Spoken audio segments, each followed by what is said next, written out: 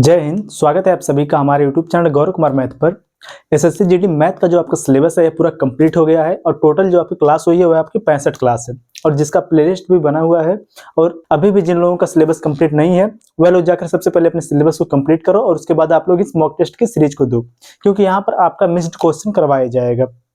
और जो आपका प्लेलिस्ट है उसका लिंक डिस्क्रिप्शन में दे दिया जाएगा, वहां से आप लोग जाकर अपने सिलेबस को कंप्लीट करो। और जिन लोगों का सिलेबस कंप्लीट हो गया है या फिर आप लोग साथ में ही इस मॉक टेस्ट की सीरीज को भी देना, जिससे आपका रिवीजन भी साथ में होता रहेगा। तो चलिए हम आज की इस क्लास का पहला क्वेश्चन लेते हैं। सभी लोग पेन और कॉपी साथ में लेकर बैठना। जो क्वेश्चन यहाँ पर करवाया जाएगा उसको सबसे पहले आप लोग करोगे और अगर क्वेश्चन नहीं सॉल्व होगा तो आप लोग उसका सॉल्यूशन भी देखोगे। चलो इस पहले वाले क्वेश्चन को आप लोग देखो। जो आपका यह क्वेश्चन है यह एवरेज से है। यह क्वेश्चन आपका दिया है कि 3 क्रमागत पूर्णांकों का औसत k है, यदि अगली 2 संख्याएं जोड़ी जाती हैं तो नया औसत होगा। देखो ध्यान से, इस क्वेश्चन में क्या बोला है कि पूर्ण संख्याओं का जो औसत है, इसमें क्या बोला है कि 3 क्रमागत पूर्ण संख्याओं का जो औसत एवरेज है वह क्या है, k है। जैसे आपसे यहाँ पर अगर बोले कि 3 क्रमागत संख्याओं का औसत, या फिर देखो यहाँ पर थोड़ा सा कोई डिफरेंस आपसे बोलेगा, अगर पूर्णांकों का औसत या फिर कोई प्राकृतिक संख्याओं का औसत अगर दिया रहेगा तो वहां पर आपको केवल इतना करना होगा कि जितनी संख्या बढ़ाएगा उसका आप आधा करके उसमें ऐड कर देना। और अगर इसके बजाय अगर इसी क्वेश्चन में इस प्रकार से क्वेश्चन पूछता कि पहली 4 क्रमागत सम संख्याओं का अगर औसत दिया हो या फिर विषम संख्याओं का औसत दिया हो तो वहां पर अगली जितनी भी संख्याएं उसमें ऐड होंगी केवल हम उन्हीं को डायरेक्ट उसके औसत में ऐड कर देंगे, तो वही उसका हो जाएगा एवरेज। देखो इस क्वेश्चन में क्या बोला है कि 3 क्रमागत पूर्णांकों का जो औसत है वह k है, यदि अगली 2 संख्याएं जोड़ी जाती हैं तो नया औसत क्या होगा। जब बोला इसमें अगली 2 संख्या, देखो इसमें बोला है कि अगली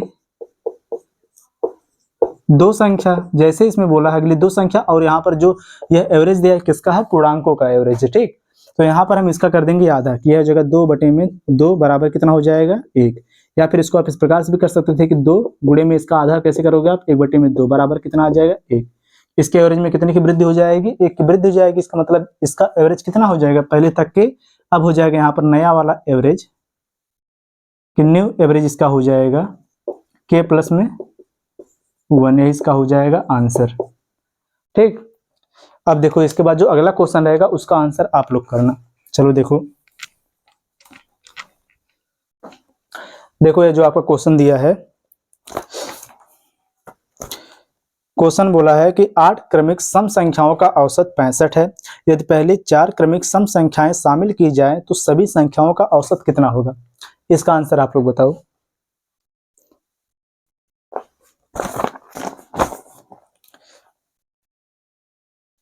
बहुत ही सिंपल क्वेश्चन है, इसका आंसर आप लोग बताओ।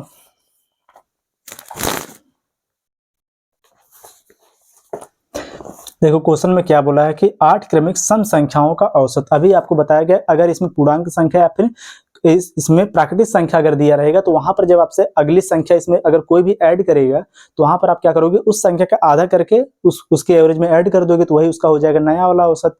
लेकिन अगर जैसे इसमें दिया है कि 8 क्रमिक सम संख्याओं का औसत, अगर सम संख्याओं का औसत दिया हो या फिर विषम संख्याओं का औसत दिया हो, इसके बाद उसमें अगर अगली कुछ संख्याएं उसमें अगर ऐड कर दे कि नेक्स्ट और भी संख्याओं को अगर उसमें ऐड करेगा तो वहां पर आप क्या करोगे, केवल उसी संख्या को आप उसमें ऐड कर दोगे सीधे सीधे, तो वही उसका हो जाएगा एवरेज।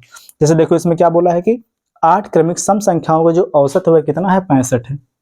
जो इसका एवरेज दिया हुआ कितना है, 65 है।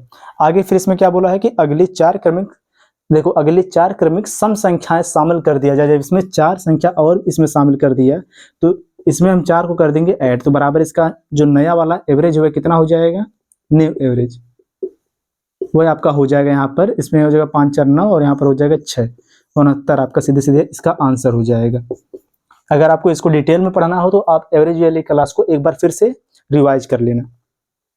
ठीक, अब चलो आप लोग अगला क्वेश्चन देखो।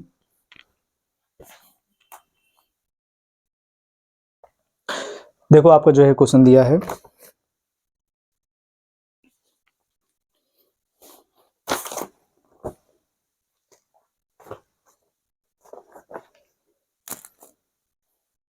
क्वेश्चन आपका है, देखो क्वेश्चन में बोला है कि 2 धनात्मक संख्याएं 7:4 के अनुपात में है, यदि उनके वर्गों के बीच का अंतर 97 है तो दोनों संख्याओं का योग ज्ञात कीजिए। यहाँ पर जो आपका यह क्वेश्चन दिया है आपका रेशियो एंड प्रोपोर्शन से है। इसका आंसर आप लोग बताओ, सॉल्व करो।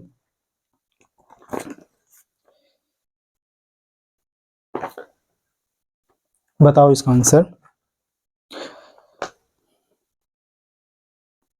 देखो आपको ये पता अगर दो संख्याओं का औसत अगर दिया है तो वहां पर जब आप उसको सॉल्व करोगे वहां पर कि जैसे अगर उन दोनों संख्याओं का गुणनफल दिया हो या फिर उन दोनों संख्याओं का योग दिया हो तो वहां पर सबसे पहले आप क्या करोगे, एक आप वेरिएबल ले लोगे, वेरिएबल के स्थान पर लोगे आप एक्स। जैसे यहाँ पर इसका रेशियो क्या दिया है कि क्वेश्चन में बोला कि दो संख्याओं, देखो दो धनात्मक संख्याएं 7:4 के अनुपात में, किस अनुपात में है, 7:4 के अनुपात में। तो यहाँ पर एक हम वेरिएबल ले लेंगे। तो यहाँ पर देखो पहली संख्या को हम लिखेंगे यहाँ पर 7x अनुपात और यह कितना हो जाएगा 4x। यहाँ पर हमने क्या कर लिया, एक वेरिएबल x को ले लिया।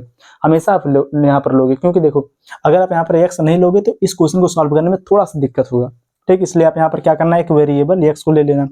आगे इसमें बोला है कि यदि उनके, यहाँ पर क्या बोला है कि यदि उनके वर्गों के बीच का जो अंतर है कितना है 297 है। तो आप क्या कर दो, इन दोनों का पहले वर्ग कर दो, कितना हो जाएगा 7x का स्क्वायर माइनस 4x का स्क्वायर। हमने माइनस यहाँ पर क्यों किया, क्योंकि इनका अंतर दिया है कि इनके वर्गों का अंतर दिया है कितना है 297।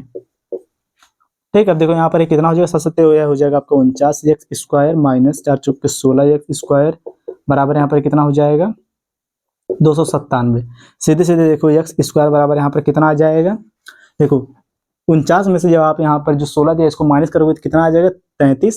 तो आपका यहाँ पर कितना हो जाएगा 297 बटे में हो जाएगा 33। 11 से आप इसको डिवाइड करोगे तो यहाँ पर कितना हो जाएगा, देखो 11 3 33, 11 दूनी 22, 11 7 77, 3 3 3 3 9 27, आ गया यहाँ पर कितना 9।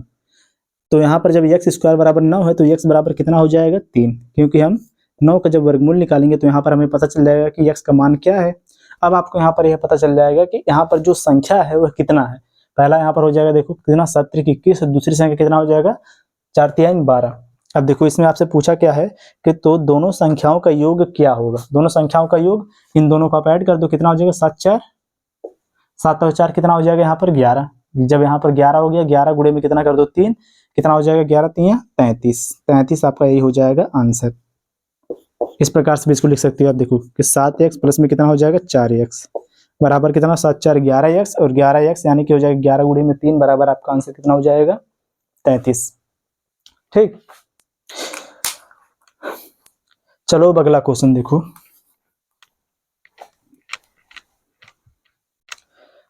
पढ़ो, आपका जो है क्वेश्चन दिया है सेम इसी प्रकार से। क्वेश्चन में बोला है कि दो प्राकृतिक संख्याओं का अनुपात 6:8 है और उनका जो गुणनफल है वह 768 है, तो छोटी संख्या ज्ञात कीजिए। देखो और जो आपका यह क्वेश्चन पहला वाला था, इसके पहले वाला, उसको हम बाई ऑप्शन से भी लगा सकते थे कि यहाँ पर जो लास्ट में जो आप देखो दोनों संख्याओं को जब आप ऐड करोगे, जो इनका रेशियो था ये 7 रेशियो कितना था 7 रेशियो 4 था, उनको जब आप ऐड करो कितना हो जाएगा 11 11x। एक वेरिएबल जब आप उसको मानोगे तो हो जाएगा 11x। ऑप्शन में आप उसको चेक करोगे डायरेक्ट कि 11 का मल्टीपल कौन है, इस प्रकार से। और सेम इसको भी आप इसी प्रकार सॉल्व करके आंसर करो। बताओ इसका आंसर क्या होगा।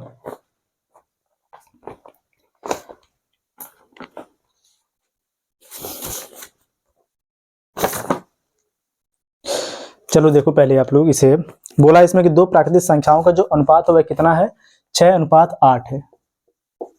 ठीक। तो यहाँ पर इसको आप ले लो, कितना हो जाएगा देखो 6x, यह कितना हो जाएगा आपका 8x। आगे क्या बोला है फिर कि इनका जो गुणनफल वह कितना है 768 है। इनका जो गुणनफल वह कितना है 768। देखो तो इनका गुणनफल कितना हो जाएगा 6x गुणे में हो जाएगा आपका 8x बराबर कितना हो जाएगा 768। इसको आप डिवाइड करो। सबसे पहले देखो 6 से इसको डिवाइड करो, देखो 6 का नंबर 6 बचेगा यहाँ पर कितना 1, 6 दूनी 12, फिर बचेगा कितना यहाँ पर 4 और कितना हो जाएगा 8 6 48, यहाँ पर हो जाएगा 8, फिर 8 से डिवाइड करो, 8 का नंबर 8 बचेगा यहाँ पर 4 और 8 6 कितना हो जाएगा 48। तो यहाँ पर x का इंटू एक्स में होगा कितना हो जाएगा एक्स स्क्वायर। इसका मतलब यहाँ पर x बराबर कितना आ जाएगा सीधे सीधे 4। कैसे 4 हुआ, एक्स स्क्वायर बराबर यहाँ पर हो जाएगा 16। 16 का जब हम वर्गमूल निकालेंगे तो यहाँ पर कितना हो जाएगा 4। बताना इसमें क्या है आपको कि छोटी संख्या बताओ कौन है। यहाँ पर छोटी संख्या कौन है 6x। तो यहाँ पर 6x बराबर क्या हो जाएगा 6 चौक 24। आप इसको सीधे सीधे इस प्रकार से भी कर सकते थे कि यहाँ पर देखो छोटी इसमें संख्या दी, यहाँ पर दोनों संख्याओं का अनुपात दिया 6:8 है। तो आप जब यहाँ पर x लोगे तो ये कितना हो जाएगा 6x, आपको 6x बराबर बताना था। तो ऑप्शन में आप चेक कर सकते थे यहाँ पर कि 6 का मल्टीपल कौन है, सीधी सीधी इसको आप बाई ऑप्शन से लगा सकते थे, बाई ऑप्शन, यहाँ पर 6 का मल्टीपल कौन है। जो 6 का मल्टीपल होगा, अगर देखो एक से ज्यादा अगर मल्टीपल होगा तो आप वहां पर क्या करोगे कि इस प्रकार से x का वैल्यू निकालोगे। अगर यहाँ पर सब में से केवल एक अगर 6 का मल्टीपल मिल गया तो डायरेक्ट वही उसका हो जाएगा आंसर, बिना उसको सॉल्व किए। चलो अब अगला क्वेश्चन देखो।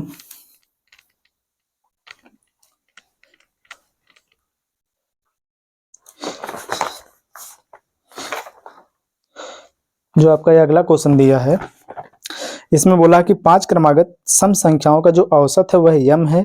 यदि अगली 5 संख्याएं भी शामिल कर दी जाएं तो 10 संख्याओं का औसत क्या होगा। जो आपका यह क्वेश्चन है, इसमें आप लोग बताओ कि जो नया वाला एवरेज होगा क्या होगा। ठीक, बताओ इसका आंसर।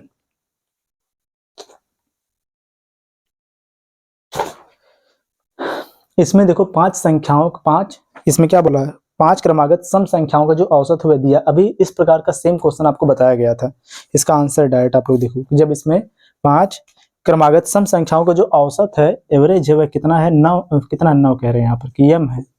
जब इसमें 5 और एक्स्ट्रा जोड़ दिया जाए, अभी आपको बताया गया कि अगर पूर्णांक या फिर प्राकृतिक संख्याओं का अगर औसत दिया हो, अगर उसमें कुछ आगे और संख्याओं को अगर ऐड कर दिया जाएगा तो वहां पर आप क्या करोगे, उसका आधा करके उसके एवरेज में ऐड करोगे तो वही उसका हो जाएगा नया वाला एवरेज। लेकिन अगर संख्या जो है, देखो अगर क्रमागत सम संख्या या फिर विषम संख्याओं का औसत दिया हो और उसके अगले 4-5 संख्याओं को अगर इस प्रकार से बोल दे उसमें ऐड किया जाए, तो जितनी संख्याओं को ऐड करेंगे हम उतना ही हम ऐड कर देंगे उसके एवरेज में। तो यहाँ पर इसका आंसर कितना होगा, इसमें जो बोला है कि अगली 5, देखो अगली 5 संख्याएं भी शामिल कर दिया जाए तो यहाँ पर सीधे सीधे क्या करोगे आप, इसके एवरेज में आप 5 को ऐड कर दोगे कि m प्लस में कितना हो जाएगा 5। आंसर कितना हो जाएगा m प्लस में 5, यही हो जाएगा आपका 10 संख्याओं का एवरेज।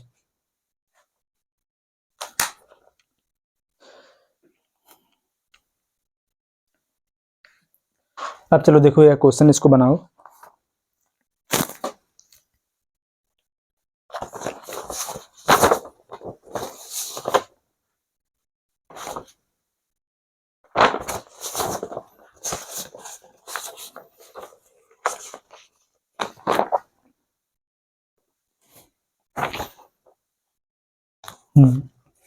देखो जो आपका यह क्वेश्चन दिया है, ये आपका टाइम एंड वर्क से है। क्वेश्चन में बोला है कि ए और बी एक साथ मिलकर किसी काम को 10 दिनों में समाप्त कर सकते हैं।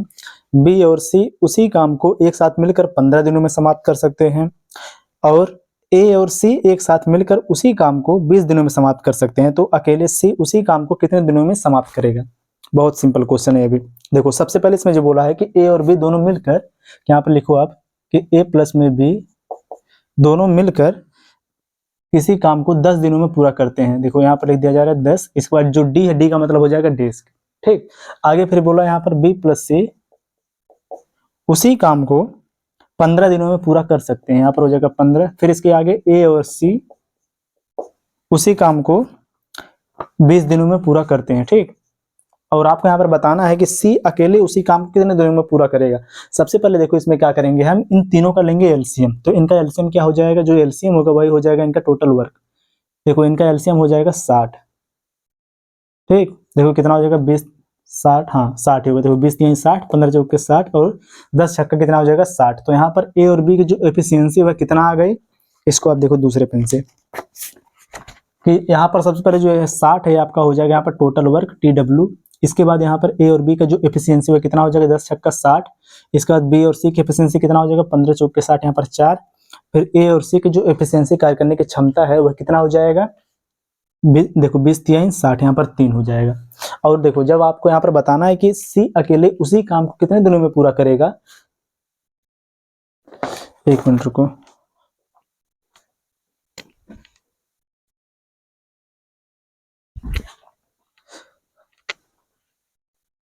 देखो जब सी अकेले इसी काम को कितने दिनों में पूरा करेगा, तो यहाँ पर सबसे पहले आपको यह पता होना चाहिए कि सी की एफिशिएंसी क्या है, कि सी की यहाँ पर कार्य करने की क्षमता क्या है। तो यहाँ पर देखो सबसे पहले आप एक काम करो कि यहाँ पर जो ये दिया है, अगर इन सबको अगर हम ऐड करेंगे तो यहाँ पर ए और यहाँ पर ए हो जाएगा 2a, फिर b प्लस में b हो जाएगा 2b और c प्लस में c कितना हो जाएगा 2c। अगर आप यहाँ पर एक काम करो कि सबको आप आपस में ऐड कर दो, यहाँ पर देखो 2 को हम कॉमन ले लेंगे, ये हो जाएगा आपका a plus b plus c बराबर है कितना हो जाएगा, इनकी एफिशिएंसी कितना दिया 6 4 10, कितना यहाँ पर हो जाएगा 13।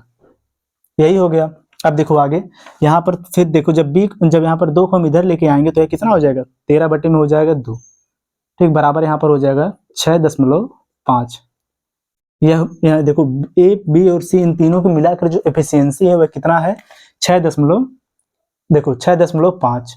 अब देखो इसके बाद हमें यहाँ पर निकालना है कि जो सी की एफिशिएंसी कितना है, और आपको यहाँ पर जो ए और बी जो दिया है इन दोनों की एफिशिएंसी आपको पता है कितना है, कि ए और बी की जो एफिशिएंसी है, कार्य करने की क्षमता है वह कितना है 6 है, ठीक। ए और बी की जो एफिशिएंसी वह कितना है 6, तो ए और बी के स्थान पर हम कितना रख देंगे 6। देखो 6 प्लस में कितना हो जाएगा ये सी बराबर कितना दिया है 6.5, तो यहाँ पर सी बराबर कितना हो जाएगा 0.5, या फिर इसी को आप लिख सकते हो कि 1/2।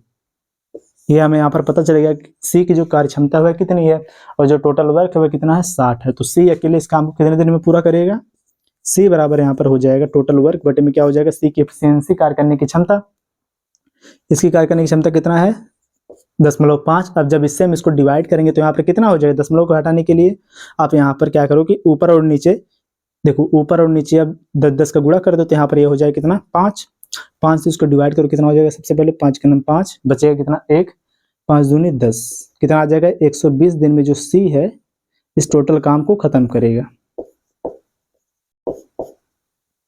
ठीक। यही हो जाएगा इसका आंसर। अगर आपसे यहाँ पर पूछता कि बी अकेले कितने दिन में पूरा करेगा इस काम को, तो यहाँ पर आपको पता है कि ए और सी की जो एफिशिएंसी है वह कितना है 3 है, तो आप क्या करोगे इसमें ए और सी की एफिशिएंसी को रख दोगे 3 को जब आप इधर भेजोगे तो यहाँ पर 6.5 में से जब 3 माइनस होगा हो जाएगा यहाँ पर कितना 3.5, तो यहाँ पर जो बी की एफिशिएंसी वह कितना आ जाएगा 3.5। तो आप इस प्रकार से अगर जब टोटल को अगर आप 3.5 से डिवाइड करोगे तो आपको पता चल जाएगा कि बी अकेले इस काम को कितने दिन में पूरा करेगा। इसको भी क्लास में बहुत ही डिटेल में बताया गया है, ठीक। चलो अब अगला क्वेश्चन आप लोग देखो।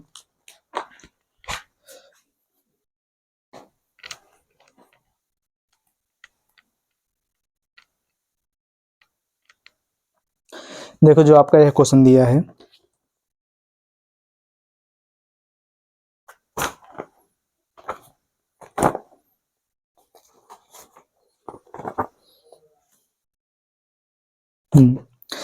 कि एक काम को पूरा करने के लिए ए और बी साथ में 6 दिन, देखो साथ में 6 दिन लेते हैं, कि देखो क्या इसमें बोला है कि ए, देखो एक काम को पूरा करने के लिए ए और बी एक साथ 6 दिन लेते हैं और बी और सी एक साथ 15 दिन लेते हैं, और ए बी और सी तीनों मिलकर उसे 5 दिन, देखो उसको करने में 5 दिन का समय लेते हैं। तो एक साथ काम करते हुए ए और सी उसी काम को पूरा करने में कितना समय लेंगे, यहाँ पर बताना है कि जो टोटल जो काम है उसको ए और सी दोनों मिलकर कितने दिन में पूरा करेंगे। इसका आंसर आप लोग बताओ, सॉल्व करो पहले।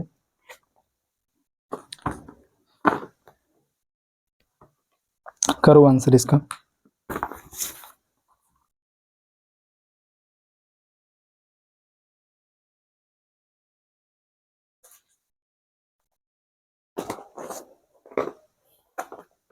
और अभी भी जिनका कंसेप्ट क्लियर नहीं है टाइम एंड वर्क का, वह लोग जाकर जो क्लास हुई है उसको बहुत ही डिटेल में पहले पढ़ेंगे, ठीक। उसके बाद आप लोग इसकी प्रैक्टिस करेंगे। देखो क्वेश्चन में इसमें बोला है कि एक काम को पूरा करने के लिए ए और बी साथ में, देखो ए प्लस में बी ये दोनों साथ में मिलकर कितने दिन में खत्म करते हैं 6 दिन में। फिर आगे बोला इसमें कि बी और सी एक साथ मिलकर 15 दिन में, बी प्लस में सी दोनों मिलकर उसी काम को 15 दिन में करते हैं। फिर आगे ए प्लस में बी प्लस में सी तीनों मिलकर उसी काम को कितने दिन में करते हैं, तीनों मिलकर एक साथ काम, क्या इसमें बोल रहा है कि एक साथ काम कर कितने दिन में 5 दिन में।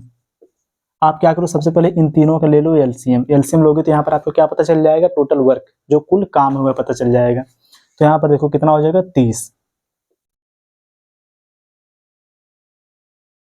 जब 5 से इसको हम डिवाइड करेंगे यहाँ पर कितना आ जाएगा 6 25 30, यहाँ पर कितना हो जाएगा 6, ठीक। अब इसके बाद यहाँ पर कितना होगा 15 से जब इसको हम डिवाइड करेंगे यह हो जाएगा 15 दूनी 30, कि ए बी और सी का मिलाकर हो गया 2, और इसके बाद आपको यह पता चल गया कि ए बी और सी का मिलाकर कितना है 6 एफिशिएंसी। और बताना यहाँ पर आपको क्या है कि एक साथ, देखो एक साथ काम करते हुए ए और सी उसी काम को कितने दिन में पूरा करेंगे। ठीक, कितने दिन में पूरा करेंगे। तो यहाँ पर सबसे पहले आपको यह पता होना चाहिए कि ए और सी की एफिशिएंसी क्या है। तो अगर सबसे पहले जो यहाँ पर यह दिया आपका कि ए प्लस में बी प्लस सी, इनकी एफिशिएंसी कितना है, 6 है।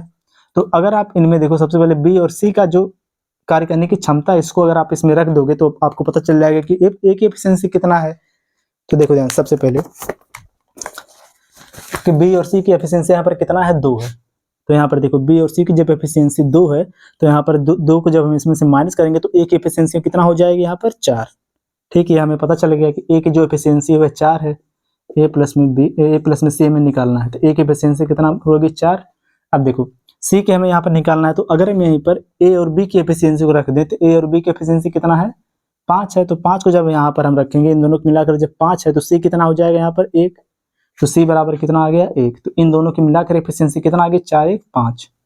अब देखो जो ए और सी है ये दोनों मिलकर इस काम कितने दिन में पूरा करेंगे। टोटल काम कितना यहाँ पर है, 30 बटे में कितना हो जाएगा, इनकी एफिशिएंसी का जोड़ कितना हो जाएगा, 5 बराबर कितना आ गया, 5 छक्का 30। 6 दिन में ए और सी दोनों मिलकर इस काम को पूरा करेंगे।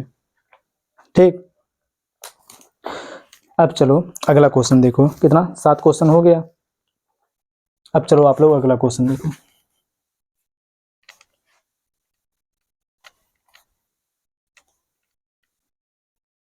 देखो इस क्वेश्चन को,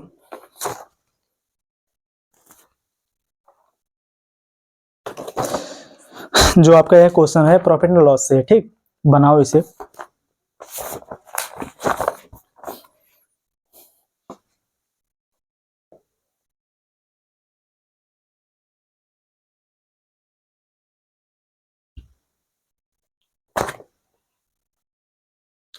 बहुत सिंपल क्वेश्चन है, ठीक, ऐसा क्वेश्चन करवाया गया आपकी क्लास में।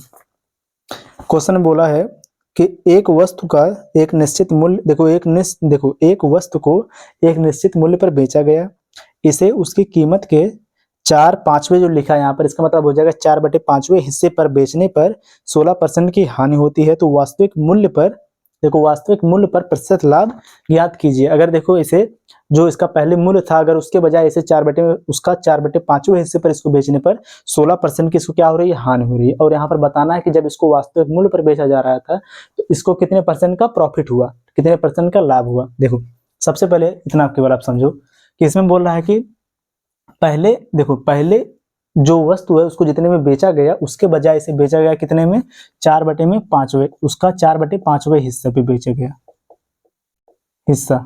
इसका मतलब क्या हो गया, जो पहले कितने में बेचा जा रहा था, 5 में, और अब कितने में बेचा गया, 4 में। तो पहले वाले का कितना हो जाएगा, इसको इस प्रकार से लिख लो। देखो यह हो गया आप इसका पहला वाला एसपी, इसको लिख लो एसपी फर्स्ट, और इसको आप लिख लो कि एसपी सेकंड।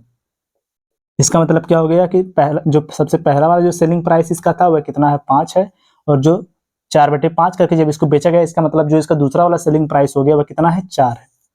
और जब इसको देखो यहाँ पर इसमें क्या बोला है क्वेश्चन में कि जब इसको 16% की हानि हो रही है, तो इसका मतलब इसको कितने में बेचा होगा, कितने % के हिसाब से। जब उसको हम 100% में से माइनस करेंगे कि अगर इसका जो यहाँ पर देखो कॉस्ट प्राइस, अगर उसको मान लें हम 100%, अगर उसमें से जब हम इसके जो यहाँ पर इसको लॉस हुआ है इसमें 16% का, जब उसको माइनस करेंगे तो हमें पता चल जाएगा कि उसको कितने % पर बेचा गया। देखो ध्यान से इसको भी यहीं पर लिख लो कि यहाँ पर जो 100% अगर सीपी है, अगर इसमें से जब हम इसका जो लॉस हुआ है 16%, इसको जब हम माइनस करेंगे जो यहाँ पर लॉस % है, तो यहाँ पर कितना हो जाएगा, जब इसको इसमें से माइनस करेंगे यहाँ पर आ जाएगा 84% जो आया है इसका क्या आ जाएगा यहाँ पर, सेलिंग प्राइस। और जो ये सेलिंग प्राइस है कौन सा है, सेकंड वाला है, क्योंकि जब इसको 4/5 हिस्से पर बेचने पर इसको 16% का यहाँ पर लॉस हो गया, तो यहाँ पर इसका जो सेकंड वाला सेलिंग प्राइस वह कितना आ गया, 84%।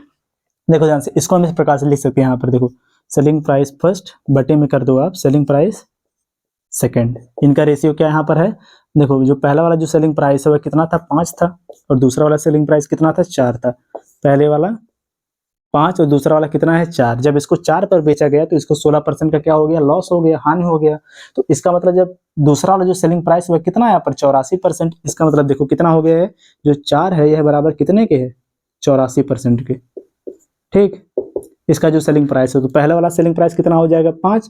जब 4 बराबर 84 है तो 5 बराबर कितना हो जाएगा, 84 बटे में कितना हो गया यहाँ पर 4, गुणे में कितना हो गया 5। देखो 4 का नाम 4, देखो 4 दूना 8, 4 एक नम 4, कितना यहाँ पर हो गया 5 का नम 5 के हो गया 5, 5 दूना कितना हो गया 10, 105%। ठीक, यह इसका यहाँ पर क्या हो गया सेकंड वाला सेलिंग प्राइस, एसपी सेकंड ये हो गया। और यहाँ पर बताना है आपको कि जब इसका वास्तविक वाले मूल्य पर जब इसको बेचा गया तो कितने परसेंट का इसको प्रॉफिट हुआ, कितना यहाँ पर आ गया देखो 105%। तो देखो इसका जो कॉस्ट प्राइस है यह इसका क्या है वास्तविक विक्रय मूल्य, वास्तविक विक्रय मूल्य, या फिर इसको कह सकते हो आप पहले वाला जो इसका सेलिंग प्राइस है कि इसका हो गया सेलिंग प्राइस फर्स्ट, यह मिल गया आपको। ठीक, और आपको पता है जो इसका कॉस्ट प्राइस होगा कितना 100%, तो प्रॉफिट कितने का होगा जब 100 में से जब इसको माइनस करेंगे तो कितना हो जाएगा, ये 5 आ जाएगा। तो यहाँ पर कितना इसको प्रॉफिट हो गया 5% का, ये इसका हो जाएगा आंसर। ठीक, नोट करो। अगर इसको भी आपको डिटेल में जानना है तो प्रॉफिट एंड लॉस वाला जो क्लास हुआ है उसको आप लोग बहुत ही ध्यान से देखना। ठीक, एक बार रिवाइज कर लो जाके। चलो अब अगला क्वेश्चन देखो।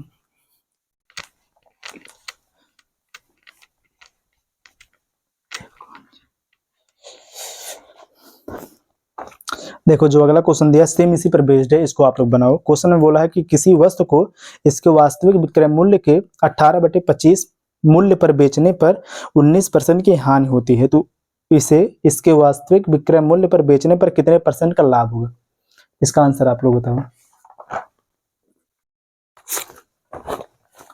करो सॉल्व इसे।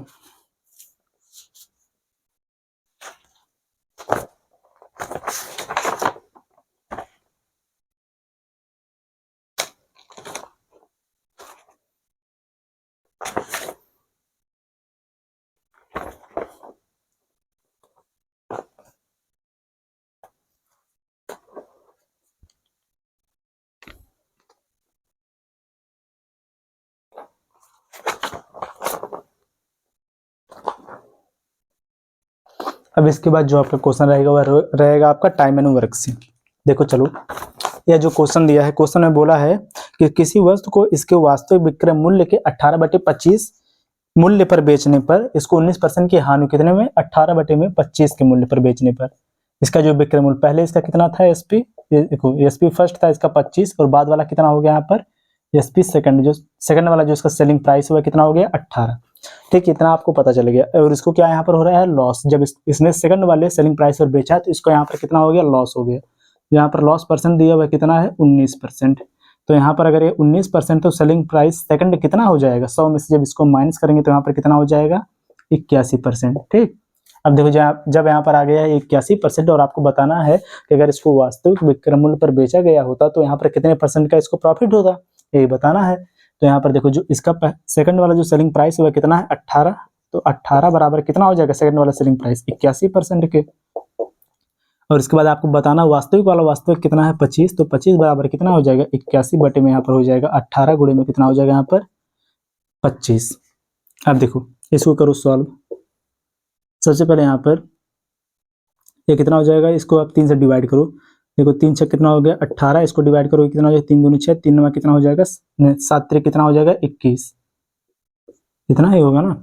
अब देखो यहाँ पर सीधे सीधे अगर इसको 9 से डिवाइड किए होंगे तब भी हो जाता है। देखो 3 दूनी हो जाएगा 6, ये कितना हो जाएगा 2, 3 नवा कितना हो जाएगा 27। अब इसके बाद इन दोनों को आपस में इंटू कर दो। देखो 25 चौका होता है 100 और 25 25 अट्ठे कितना हो जाएगा 200 और 25 नवा कितना हो जाएगा 225, तो ये हो जाएगा आपका देखो 225 बटे में कितना यहाँ पर हो जाएगा 2 बराबर आपका हो जाएगा 2 का नम 2, 2 का नम 2, 2 दूना 4 और 2 25 10, 112.5%। इसका क्या हो गया यहाँ पर वास्तविक वाला इसका सेलिंग प्राइस की सेलिंग प्राइस फर्स्ट इसका हो गया इतना, तो इस प्रॉफिट इसको कितना हुआ, यह 100 से ज्यादा है, इसका मतलब इसको कितना हो जाएगा 12.5% का प्रॉफिट, ये इसका हो जाएगा आंसर। कैसे हुआ कि यहाँ पर जो इसका सेलिंग प्राइस है वह कितना है 112.5%। ठीक, और इसका कॉस्ट प्राइस हमेशा कितना होता है 100%, 100% से जितना ज्यादा होगा वह हो जाएगा इसका प्रॉफिट। तो यहाँ पर कितना ज्यादा है 12.5% ज्यादा है, तो यहाँ पर इसका हो जाएगा आंसर। नोट करो।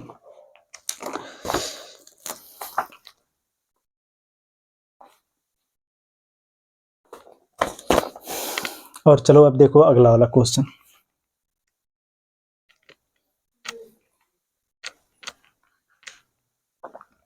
अब देखो यहाँ पर जो आपका यह क्वेश्चन दिया है, ये आपका फिर आ गया टाइम एंड वर्क पर।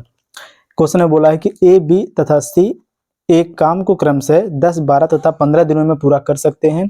उन्होंने एक साथ काम करना आरंभ किया। ए काम खत्म होने के 5 दिन पहले काम छोड़ देता है और ए के काम छोड़ने के 2 दिन बाद बी भी काम छोड़ देता है। तो काम कितने दिनों में खत्म होगा? देखो बहुत ही इंपॉर्टेंट एक कंसेप्ट है।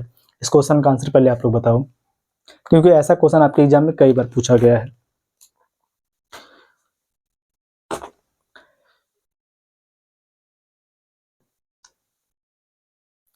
सॉल्व करो आप लोग।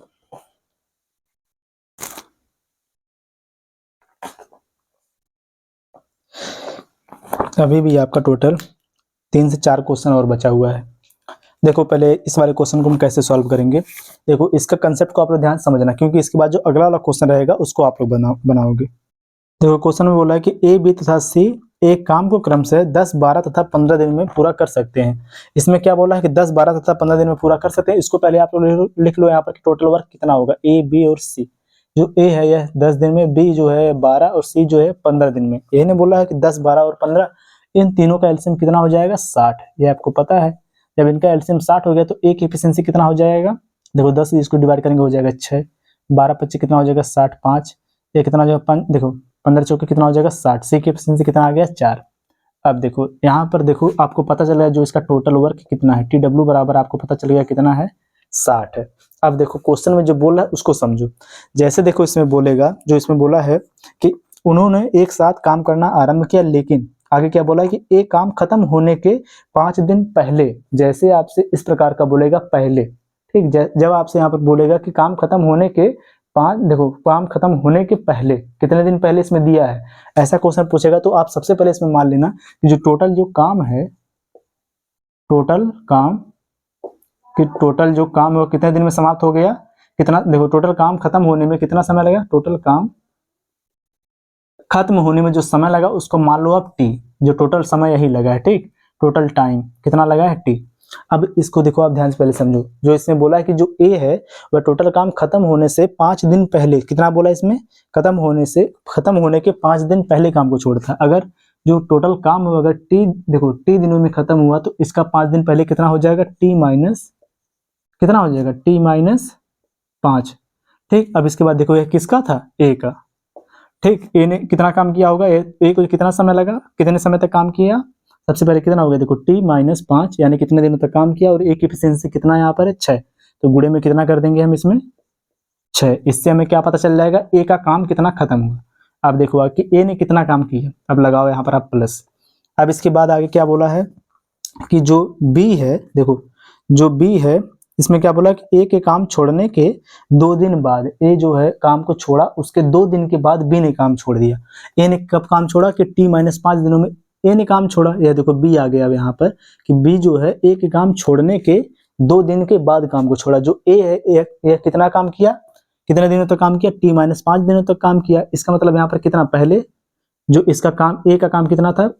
टी माइनस 5, कि ए के काम खत्म होने के 2 दिन के बाद, यह जो काम देखो यह जो समय किसका आ गया? ए का, लेकिन इसके 2 दिन के बाद, इसका मतलब इसमें हम ऐड कर देंगे कितना? 2। यह किसका हो गया? किसका समय? बी का समय हो गया। ठीक, अब बी की जो एफिशिएंसी वह कितना है? 5 है, तो कितना हो जाएगा? यह गुणे में 5। अब देखो लगाओ फिर आप प्लस। आगे इसमें क्या बोला है? देखो बी भी काम छोड़ दिया तो काम कितने दिनों में खत्म हुआ, आपको ये बताना टोटल कितने दिनों में खत्म हुआ।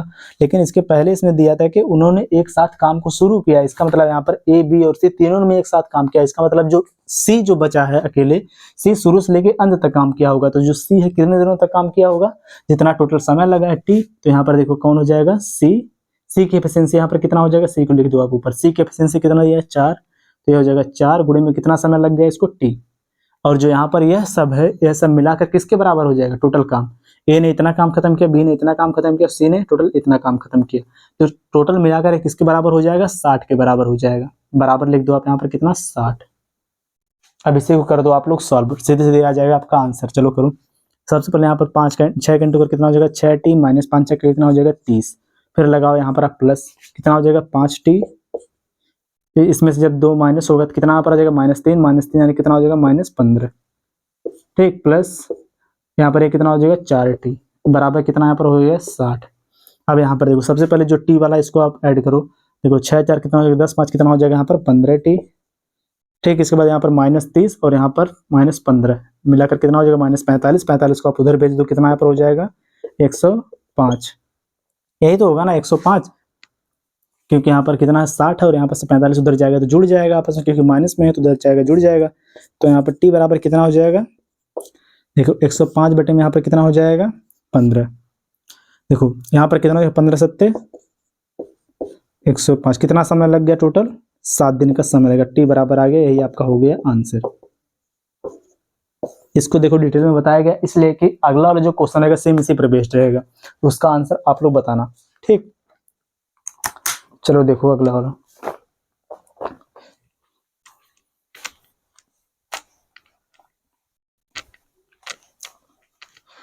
देखो जो एक क्वेश्चन दिया है, क्वेश्चन में बोला है कि ए बी तथा सी किसी काम को क्रमशः 10 12 तथा 15 दिनों में पूरा कर सकते हैं। तीनों ने मिलकर काम को आरंभ किया, परंतु 2 दिन के पश्चात यानी क्या हो गया 2 दिन के बाद ए काम छोड़ देता है तथा बी कार्य पूरा होने के 3 दिन पहले काम छोड़ देता है। सी शेष काम को अकेले ही पूरा करता है, तो कुल कार्य करने में कुल कार्य पूरा करने में कितना समय लगेगा, यही आपको बताना है। इसका आंसर आप लोग बताओ। सेम जो अभी क्वेश्चन था सेम इसी पर बेस्ड है, इसका आंसर आप लोग बताओ।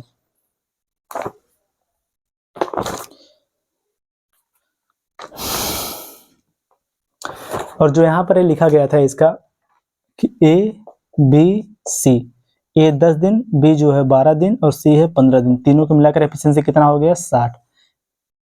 टोटल वर्क हो गया 60। ठीक, एफिशिएंसी नहीं, कार्य करने की क्षमता नहीं। तो यहाँ पर ए की एफिशिएंसी कितना हो गई 6, बी की कितना हो गया 12 25 60 5 और सी का कितना हो गया यहाँ पर 15 चौके 60। ठीक, यहाँ पर सबकी एफिशिएंसी आपको अलग अलग पता चलेगी कितना है 6 5 और 4। अब इसको आप लोग सॉल्व करो आप लोग इसका आंसर।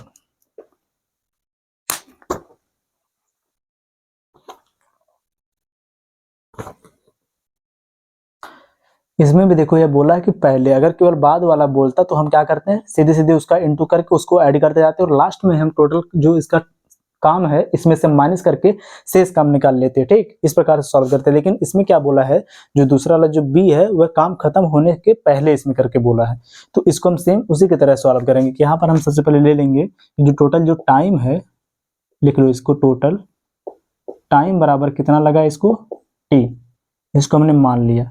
और इसमें बोला है कि जो ए है, देखो क्या बोला है कि ए 2 दिन के पश्चात ए काम को छोड़ देता है, 2 दिन के बाद ही छोड़ दिया। इसका मतलब जो ए है कितने दिन तक काम किया, यहाँ पर ये हो जाएगा 2 गुणे में कितना, ए की एफिशिएंसी कितना है 6।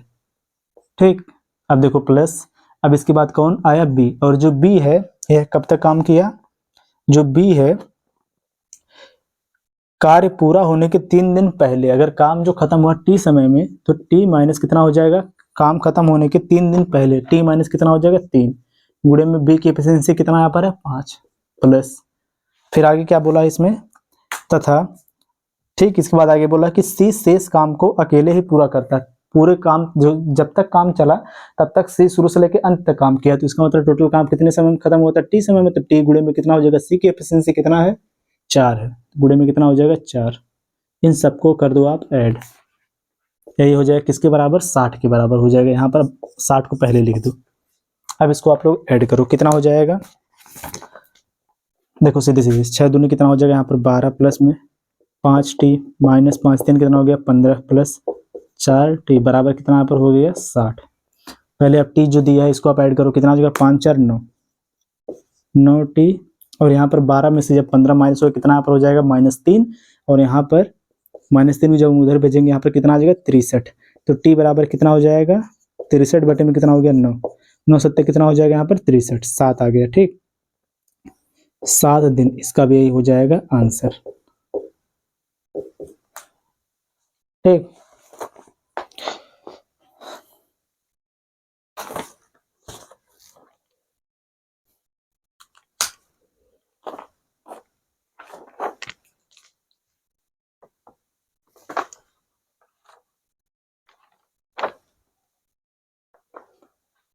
अभी एक और क्वेश्चन इसी पर चलो कर लो।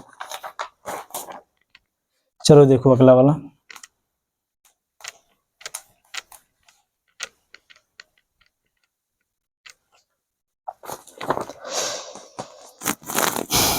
देखो क्वेश्चन में बोला है कि ए, बी तथा सी किसी काम को क्रमशः 20, 30 तथा 60 दिनों में खत्म करते हैं, तो ए कितने दिनों में काम खत्म करेगा यदि बी तथा सी प्रत्येक तीसरे दिन उसकी सहायता करेंगे। देखो यह जो आपका क्वेश्चन है सर्कल पे है कि यहाँ पर साइकिल पे, ठीक, साइकिल, यहाँ पर एक साइकिल बनेगा, उसी के अकॉर्डिंग ये क्वेश्चन सॉल्व होगा।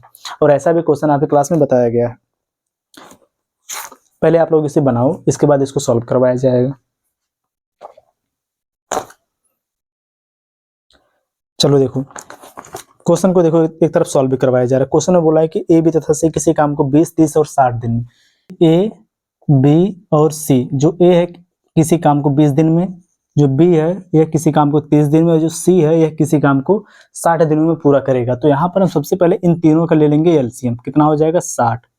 हमें यहाँ पर पता चल गया कि टोटल काम कितना है 60 है।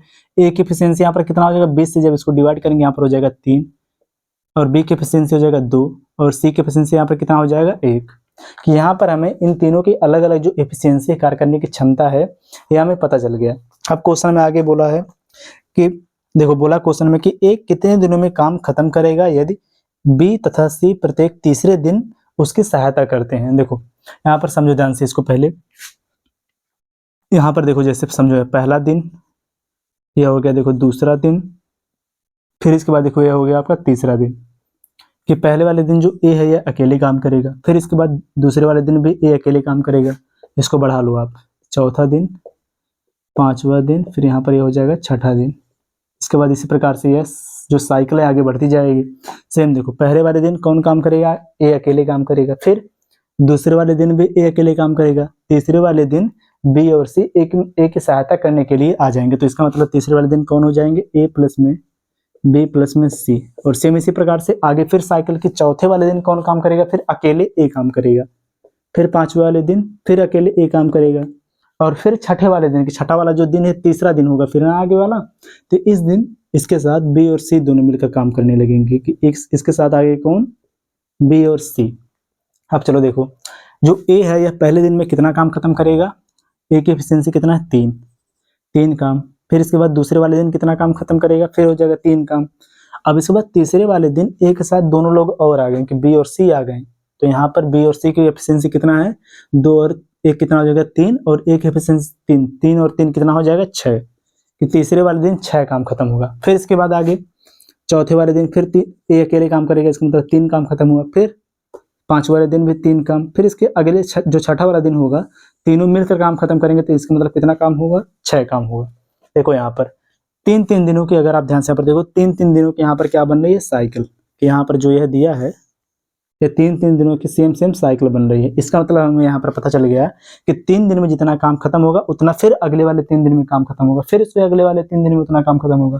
तो यहाँ पर देखो जो साइकिल हमें मिल गया 3 दिन की, 1 2 3, 3 दिनों की यह साइकिल बन गई। 3 दिन में कितना काम खत्म हुआ, 3 दूनी 6, इसको ऐड करो, 3 दूनी 6 और 6 और 6 कितना हो गया यहाँ पर 12 काम। 3 दिन की हमें यहाँ पर क्या मिल गई साइकिल। इसको लिखो आप यहाँ पर जो साइकिल हमें मिल गई वह सेम है, इस यहाँ पर लिखो, ठीक। अब देखो जो यहाँ पर ये टोटल 12 काम आया, हम क्या करते हैं हमेशा कि 12 से हम डिवाइड करते हैं टोटल वाले काम को।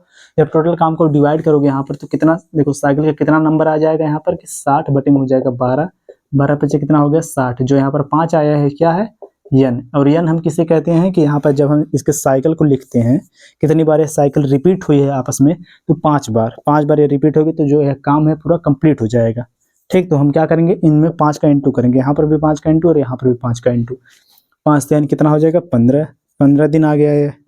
आगे देखो कितना हो जाएगा 12 25 60, ये 60 काम हमें करना था, तो जो है आपका 60 काम है कितने दिनों में खत्म हो गया 15 दिन में, तो आपका यहाँ पर 15 हो जाएगा आंसर, ठीक।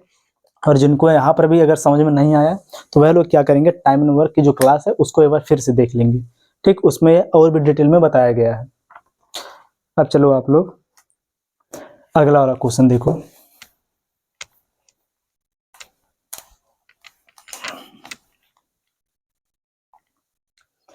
देखो जो आपका यह क्वेश्चन दिया है,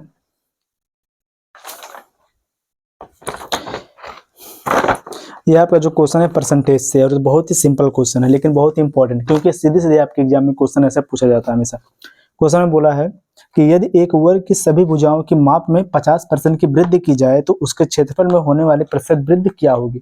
देखो, जब भी कोई अगर गुणनफल के रूप में अगर वृद्धि हो रहा है, जैसे अगर गुणनफल के फॉर्म में अगर कोई भी, जैसे इसका एरिया क्या किस में होगा, गुणनफल के फॉर्म में, तो वहां पर आप किसका यूज करोगे, सक्सेसिव वाले मेथड का।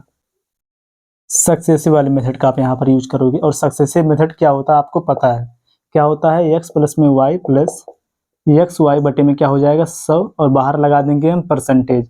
और यहाँ पर हम किसको पॉजिटिव लिखते हैं और किसको निगेटिव लिखते हैं, यह भी आपको पता है। इसमें क्या बोला है क्वेश्चन में कि यदि एक वर्ग की सभी भुजाओं की माप में 50% की वृद्धि कर दी जाए तो उसके एरिया में कितने परसेंट की वृद्धि होगी। इसका एरिया क्या होगा, यहाँ पर क्या बोला है, एक क्या है, यह वर्ग है। वर्ग का एरिया क्या होता है आपका, भुजा गुणे में भुजा होता है कि साइड गुणे में साइड।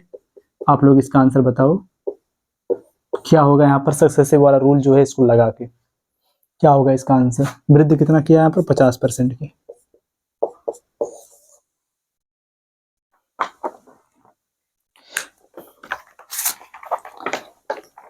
देखो सबसे पहले कितना हो जाएगा, पहले वाले में 50, फिर जब दूसरे वाले में 50, क्योंकि यहाँ पर क्या बोला, सभी भुजाओं में 50%। देखो 50% की वृद्धि यानी कि कितना हो गया, 50 प्लस में कितना हो गया, 50 प्लस 50 गुणे में क्या हो जाएगा, 50 बटे में कितना हो जाएगा यहाँ पर 100।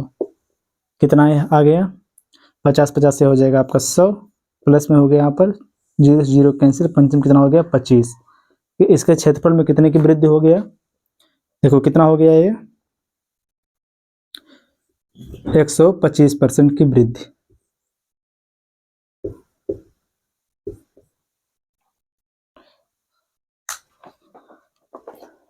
अब अगला वाला क्वेश्चन देखो,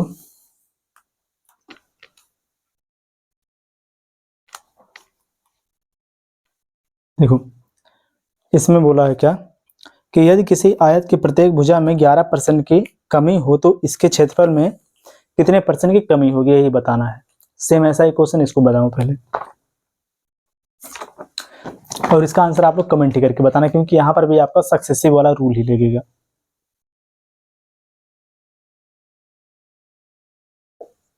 ठीक, यही वाला कि x प्लस में y प्लस एक्स वाई बटे में क्या हो जाएगा 100। लेकिन आप इसका यहाँ पर यूज कैसे करना, यहाँ पर जो बोला आपका 11% का क्या हो रहा है, लॉस इसको हो रहा है ना, कि हाँ कितना बोला इसमें 11% की कमी, यहाँ पर लॉस नहीं, ठीक है, प्रॉफिट लॉस नहीं, इसमें क्या हो रहा है, कमी। जब कमी होगा तो इसको हम लिखेंगे निगेटिव में, ठीक, यही केवल आपको करना है। जिन लोगों को सक्सेसिव मेथड का रूल जो है इसको अगर अप्लाई करना आएगा तो वह लोग इसका आंसर आसानी से कर लेंगे। सो आप लोग इसका आंसर कमेंट करके बताना क्या होगा। और सभी लोग यह भी जरूर कमेंट करके बताओ कि आज की इस क्लास में जितना क्वेश्चन करवाया गया इसमें से आपका कितना क्वेश्चन सही हुआ। सभी लोग वीडियो को लाइक और चैनल को जरूर सब्सक्राइब करो। मिलते हैं नेक्स्ट वीडियो में। जय हिंद।